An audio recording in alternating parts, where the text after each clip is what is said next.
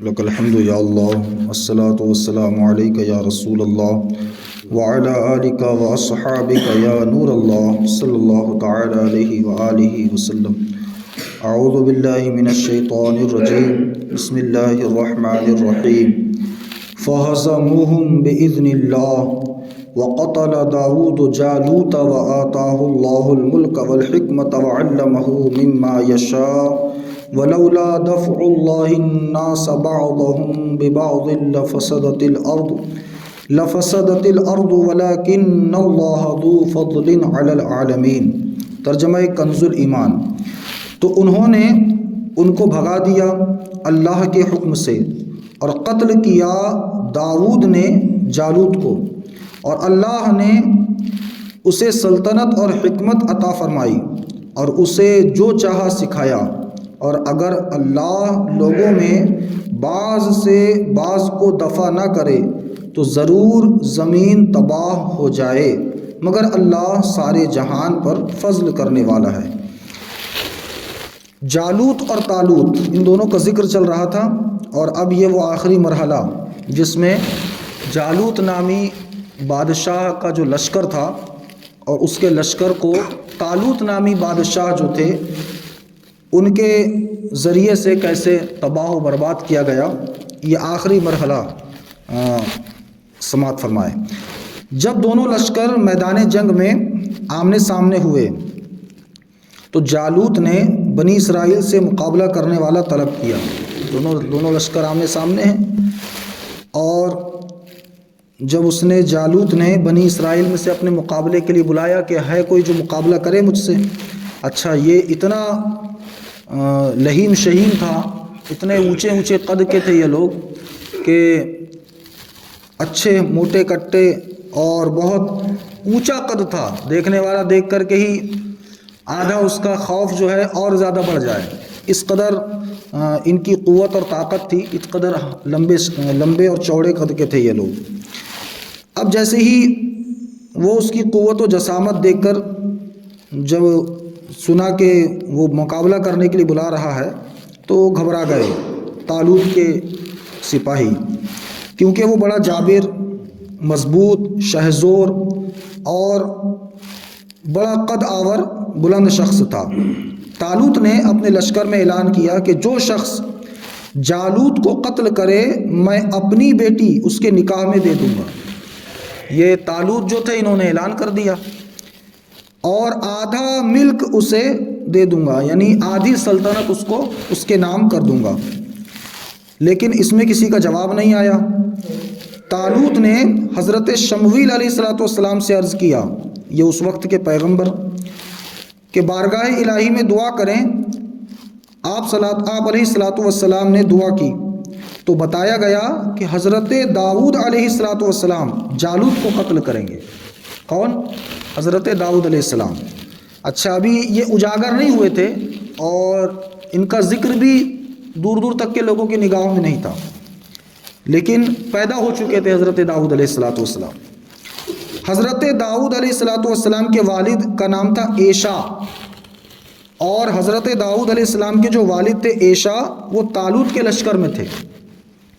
ان کے ساتھ ان کے تمام فرزند بھی تھے. حضرت داؤد علیہ السلام ان میں سب سے چھوٹے تھے اور بیمار تھے، رنگ زرد تھا اور بکریاں چرایا کرتے تھے. جب طالوت نے آپ علیہ السلام سے عرض کیا کہ اگر آپ جالوت کو قتل کریں تو میں اپنی لڑکی آپ کے نکاح میں دے دوں گا اور آدھی سلطنت آپ کو پیش کر دوں گا، تو آپ نے اس پیشکش کو قبول فرما لیا اور جالوت کی طرف روانہ ہو گئے.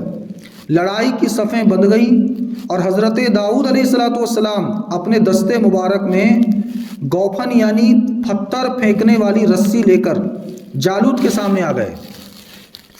اچھا، اس وقت جو جالوت نامی بادشاہ تھا اور اس کے جتنی لشکر تھے وہ سب کے سب اس قدر جو ہے لوہے سے زر تھے اور اس قدر لوہے کا اپنا مکوٹ اور سب ساری چیزیں پہنے ہوئے تھے کہ صرف ان کی 2 آنکھ دکھتی تھی، ورنہ پورا جسم لوہے سے لیس تھا، اور پورا سر پر بھی لوہا، جسم پر بھی لوہا، ہاتھوں میں بھی لوہا، پیروں پہ بھی لوہا.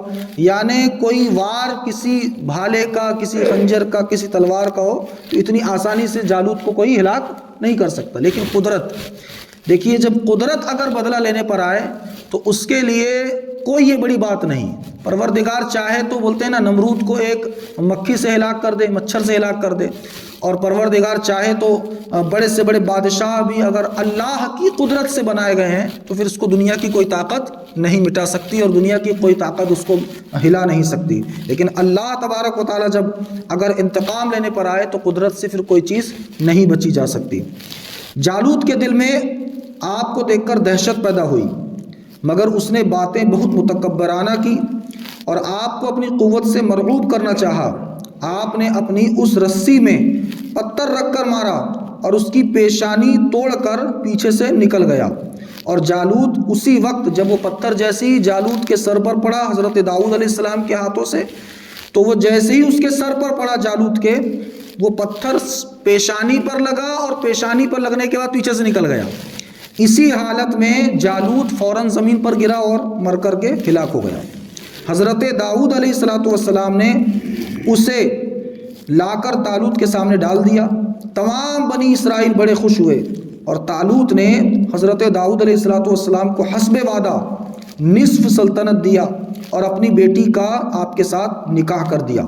ایک مدت کے بعد طالوت نے وفات پائی اور تمام سلطنت پر حضرت داؤد علیہ السلام کی حکومت ہو گئی۔ اللہ تعالیٰ نے حضرت داؤد علیہ السلام کو حکومت بھی عطا فرمائی، حکمت یعنی نبوت، دونوں چیزیں عطا فرمائی، اور آپ کو جو چاہا سکھایا۔ اس میں زرع بنانا، جانوروں کا کلام سمجھنا، دونوں شامل ہیں۔ طالوت اور جالوت حضرت داؤد علیہ السلام کے پورے واقعے میں بہت سے درس ہیں یہ تمام چیزوں میں۔ نمبر ایک یہ ہے کہ ثابت قدمی کم لوگوں ہی کو نصیب ہوتی ہے، کیونکہ یہ بہت عظیم خوبی ہے ثابت قدم رہنا۔ جہاد سے پہلے آزمائش کر لینا بہتر ہوتا ہے۔ عین وقت پر کوئی بزدلی دکھائے تو اس کا نتیجہ اچھا نہیں ہوتا۔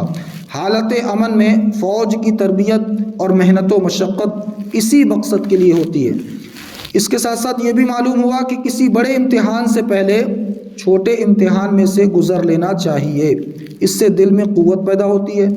گرمیوں میں روزے رکھنا تکلیف دہ ہے، تو ہلکے گرم موسم میں روزے رکھتے رہنا چاہیے تاکہ مشق ہو جائے۔ بڑی چیزوں پر صبر کرنا مشکل ہے تو چھوٹی چھوٹی چیزوں پر صبر کا خود کو عادی بنائے۔ سخاوت کرنے سے دل رکتا ہو تو روزانہ تھوڑا تھوڑا مال صدقہ کرتے رہیں۔ الغرض یہ قرآن کا ایک اصول ہے جو علم نفسیات میں بھرپور طریقے سے استعمال ہوتا ہے، اس کے ذریعے اپنے سینکڑوں معمولات پر قابو پایا جا سکتا ہے۔ مومن کو اسباب مہیا کرنے چاہیے، لیکن بھروسہ اپنے رب تعالیٰ پر ہی ہونا چاہیے۔ یہاں جہاد کی حکمت کا بیان ہے کہ جہاد میں ہزاروں مصلحتیں ہیں۔ اب اگر جہاد کی مصلحت اس طریقے سے بھی آپ سمجھیں کہ جس طریقے سے اگر گھاس نہ کاٹی جائے تو کھیت برباد ہو جائے، اگر آپریشن کے ذریعے سے فاسد مواد نہ نکالا جائے تو بدن بگڑ جائے گا، اگر چور ڈاکو نہ پکڑے جائیں تو امن برباد ہو جائے گا، ایسے ہی جہاد کے ذریعے مغروروں، باغیوں اور سرکشوں کو دبایا نہ جائے تو اچھے لوگ جی نہیں سکتے۔ کائنات میں اللہ تعالیٰ کی تکوینی حکمتیں جاری و ساری ہیں، ان کو سمجھنا ہر ایک کے بس میں نہیں ہے۔ تلک آیات اللہ نتلوها علیک بالحق وانک لمن المرسلین۔ ترجمہ کنز ایمان، یہ اللہ کی آیتیں ہیں کہ ہم اے محبوب تم پر ٹھیک ٹھیک پڑھتے ہیں اور تم بے شک رسولوں میں ہو۔ گمشدہ تاریخی حالات اور علوم غیبیہ کا عطا ہونا حضور اکرم صلی اللہ علیہ وسلم کی نبوت کی دلیل ہے کہ نہ تو آپ نے علم تاریخ حاصل کیا اور نہ مؤرخین کی صحبت میں بیٹھے، پھر بھی ایسے درست حالات بیان فرمائے۔ اس سے معلوم ہوا کہ آپ صلی اللہ علیہ وسلم سچے رسول اور صاحب وحی ہیں۔ یہ قرآن اور قرآن کی یہ باتیں ہم کو ملی کہاں سے؟ حضور پاک کے ذریعے سے ملی۔ اور حضور کو کس نے سکھایا؟ حضور کو کوئی سکھانے والا نہیں، حضور کو کوئی تاریخ بتانے والا نہیں، حضور کو کوئی ہسٹری بتانے والا نہیں، لیکن اس کے باوجود حضور نے یہ سب معاملات ہمارے سامنے اس قدر بیان فرمائے گویا ایسا لگتا تھا کہ حضور اس زمانے میں موجود تھے۔ لیکن حضور علیہ الصلوۃ والسلام کو اللہ نے ایسا سکھا کر کے اور ایسا پڑھا کر کے بھیجا کہ حضور علیہ الصلوۃ والسلام نے پوری دنیا کے سامنے وہ تمام واقعات اور وہ تمام باتیں بتا دیں کہ جن کا انسان ساری زندگی بھی اگر کوشش کرتا تو کبھی معلومات حاصل نہیں کر سکتا۔ یہ حضور علیہ السلام کا احسان ہے۔ الحمدللہ ہمارے 2 پارے قرآن عظیم کے مکمل ہوئے۔ پروردگار ان تفسیر بیان کرنے میں جو کمیاں کوتاہیاں ہوں ان کو معاف عطا فرمائے۔ جو صحیح ہم نے سنا ہے اللہ تعالیٰ اس کو ہمیں عمل کرنے اور دوسروں تک اسے پہنچانے کی توفیق عطا فرمائے۔ آمین بجاہ النبی الامین صلی اللہ تعالیٰ علیہ وسلم۔